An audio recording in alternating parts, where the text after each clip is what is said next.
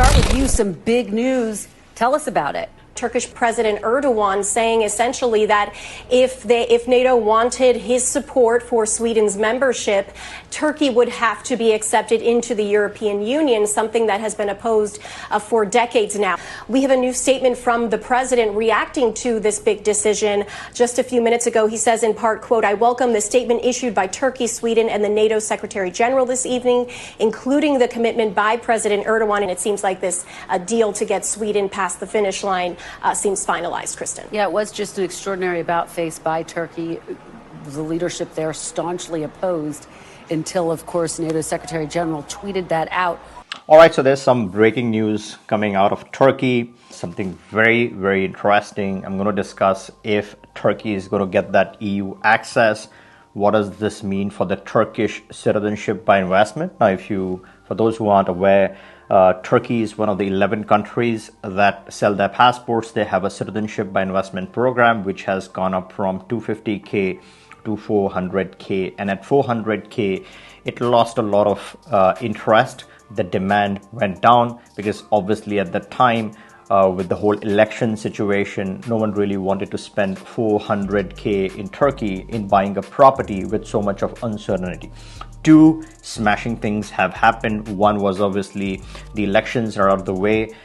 Everyone's favorite, Erdogan, won the elections. So he's obviously in favor of keeping the citizenship by investment program. That instantly adds stability to the program. That's staying for sure. For someone who is new, who's looking to remove any uncertainty and wants to get that certainty of getting a Turkish passport, that is clear. The second and the biggest development now is that Turkey has agreed to progress the discussions of Sweden joining NATO. Now remember the whole Quran burning episode. Erdogan had instantly fumed, and this just happened a few weeks ago. Literally a couple of weeks ago, you had that incident in Sweden. Erdogan was quick to jump and say that he is not going to let Sweden be a part of NATO because of this whole episode and how it was called as a freedom of expression, the whole episode. But now immediately there's been a flip, and as long as Turkey gets to join the EU, Turkey is going to okay Sweden going further and joining the NATO. There's a very important summit that is taking place where the Sweden discussion is to happen. But this is a major development. The whole asylum situation in Turkey, the refugee crisis and all of that, EU really opposed very heavily Turkey's entry into the EU, and therefore the Turkish passport only was limited when it came to access and mobility. But now with this latest development, this is a big sensation, right? Just imagine what happens to that Turkish passport if it gets that EU access. It's going to really jump up in value. Something that you're getting today at 400K for buying your own property could mean a lot more if Turkey becomes a part of the EU. Now, Turkey obviously played this very smart. They put forward a condition saying that if Sweden wants to join NATO, there's a condition that you got to let Turkey join the EU. Now, this means a whole lot to Turkey. Turkey is a very, very big economy. A lot of people in Turkey, if they get the EU access, believe it or not, half the population is really going to use that access and travel to other countries. They're going to move. There's going to be mass migration. That Turkey is going to gain a lot of demand because it is a beautiful country.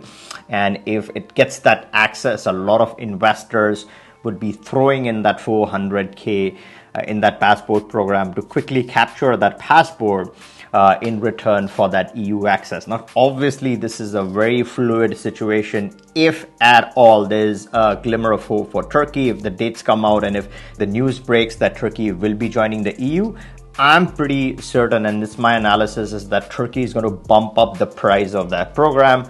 Obviously, they're not going to sell their passport program at 400K for investing in your own property. they might drastically bump up the requirements if it gets that EU access. The other thing that can also happen, bear in mind, is that if EU wants to allow Turkey, they might put forward a condition saying that, okay, fine, you gave those citizenships, now close the program, we'll give you a pathway to EU, but one of the negotiating points would be that you would close the Turkish CBI program. So that is also a possible scenario if that happens. Now, my own assessment on whether Turkey will certainly join EU or not. Now, this is a very interesting scenario. Everyone is desperate. The whole West is desperate to onboard Sweden. That's the starting point. That's the next in line. And if Turkey is always going to oppose that, it's always going to oppose anything else. So it's sort of a trade-off, the whole geopolitical situation. Who is more in power? I think if you can give Turkey that little bit, right? That little bit is EU access. Then Turkey opens up. Turkey is on your side. Turkey is more Western friendly. Then the tide shifts. So this is a nice political game that's going on. I'm going to closely monitor the whole development of how this spans, and once Turkey gets closer to joining that EU, I'll be the first one to make a follow-up video. So make sure you are subscribed to this channel so you don't miss out on any latest developments on this front.